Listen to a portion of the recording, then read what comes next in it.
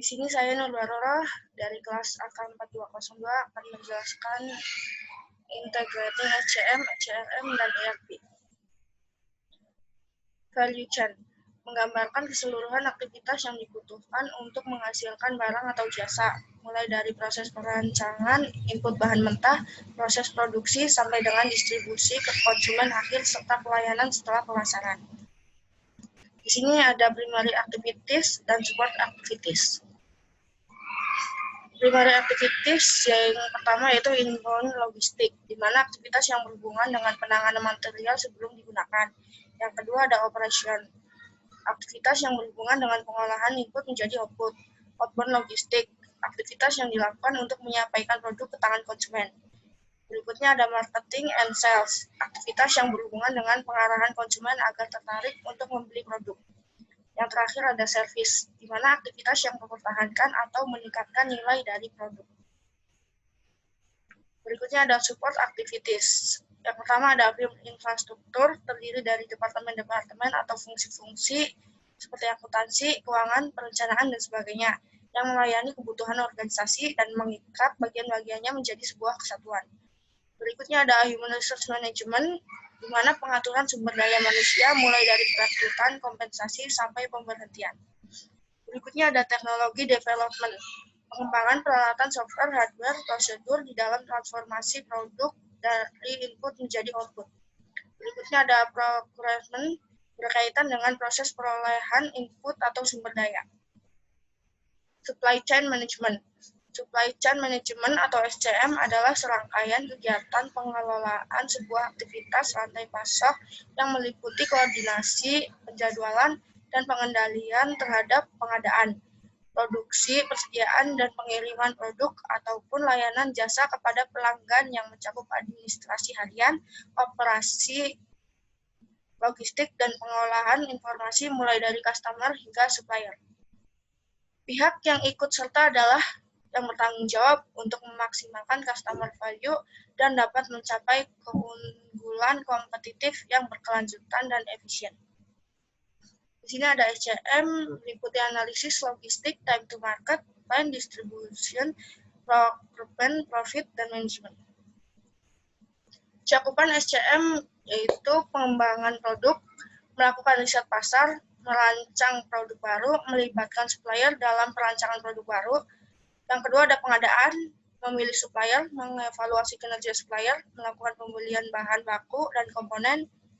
Yang ketiga ada perencanaan dan pengendalian, yaitu demand planning, peramalan permintaan, perencanaan kapasitas, perencanaan produksi, dan persediaan. Berikutnya ada operasi atau produksi, yaitu eksekusi produksi, pengendalian kualitas. Yang terakhir ada pengiriman atau distribusi, yaitu perencanaan jaringan distribusi, penjadwalan pengiriman, mencari dan memelihara hubungan dengan perusahaan jasa pengiriman, memonitor service level di tiap pusat distribusi. Komponen dari supply chain management menurut Turban tahun 2004 terdiri dari 3 komponen utama, berikut penjelasannya.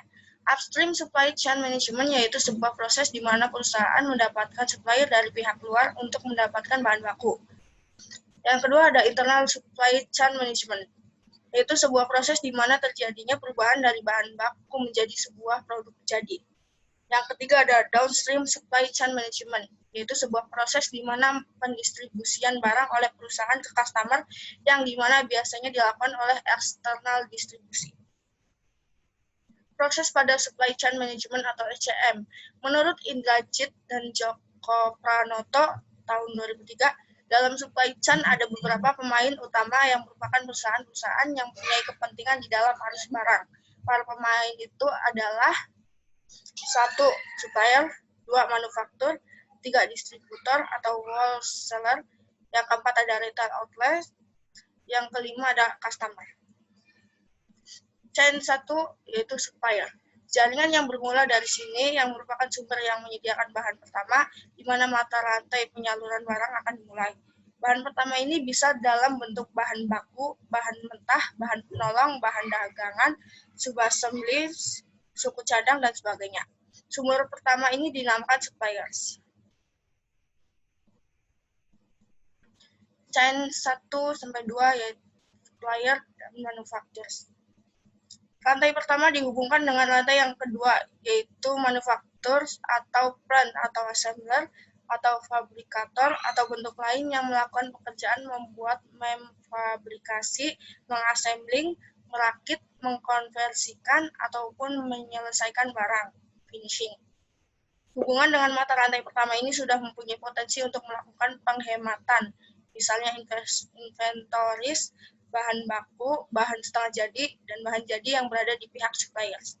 Manufaktur dan tempat transit merupakan target untuk penghematan ini. Tidak jarang penghematan sebesar 40% sampai 60%, bahkan lebih dapat diperoleh dari inventory carrying cost di mata rantai ini. Dengan menggunakan konsep supplier partnering, misalnya, penghematan tersebut dapat diperoleh. Chain 1, 2, 3, supplier, manufaktur, distributor. Barang sudah jadi yang dihasilkan oleh manufaktur sudah mulai disalurkan kepada pelanggan. Walaupun tersedia banyak cara untuk menyalurkan barang ke pelanggan, yang umum adalah melalui distributor dan ini biasanya ditempuh oleh sebagian besar supply chain. Arang dari pabrik melalui gudangnya disalurkan ke gudang distributor atau wholesaler atau pedagang dalam jumlah yang besar. Dan pada waktunya nanti pedagang besar menyalurkan dalam jumlah yang lebih kecil kepada retail atau pengecer. Chain 1, 2, 3, 4. Supplier, manufaktur, distributor, dan outlet. Pedagang besar biasanya mempunyai fasilitas gedung sendiri atau dapat juga menyewa dari pihak lain.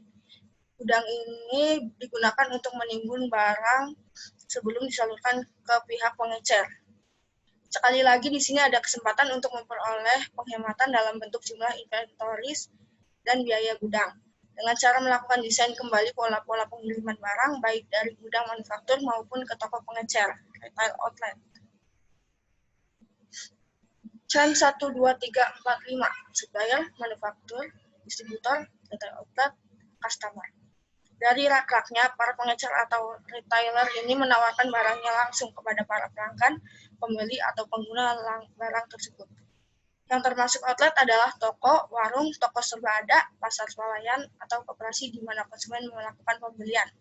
Walaupun secara fisik dapat dikatakan ini adalah mata rantai terakhir, sebetulnya masih ada satu mata rantai lagi, yaitu dari pembeli yang mendatangi retail outlet, ke retail customer, dan real user. Karena pembeli belum tentu pengguna akhir. Mata rantai supply baru benar-benar berhenti setelah barang yang bersangkutan tiba di real customer dan real user.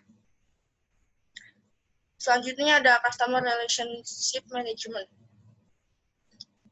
Pada CRM ada Loyalty, Service, Marketing, Quality, Reliability, Support, Improvement, dan lain-lain. Customer Relationship Management, sistem manajemen yang secara khusus menangani hubungan antara perusahaan dengan pelanggan dengan tujuan meningkatkan nilai perusahaan di mata para konsumen.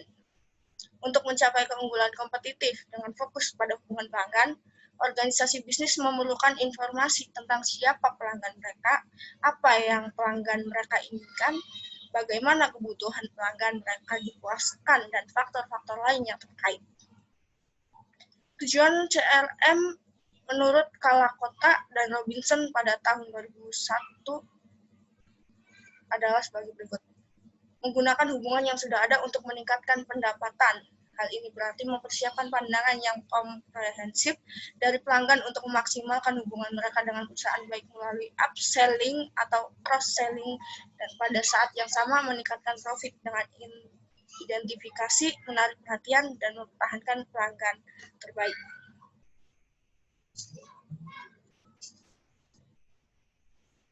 Yang kedua, menggunakan informasi yang terintegritas untuk pelayanan yang memuaskan. Dengan menggunakan informasi dari pelanggan untuk meningkatkan pelayanan yang lebih baik berdasarkan kebutuhan mereka, perusahaan dapat menghemat waktu pelanggan dan menyingkirkan segala kekecewaan dari pelanggan. Sebagai contoh, pelanggan seharusnya tidak perlu untuk mengulangi informasi yang sama ke berbagai departemen perusahaan secara terus-menerus. Pelanggan akan senang jika pihak perusahaan tahu banyak tentang apa yang mereka inginkan.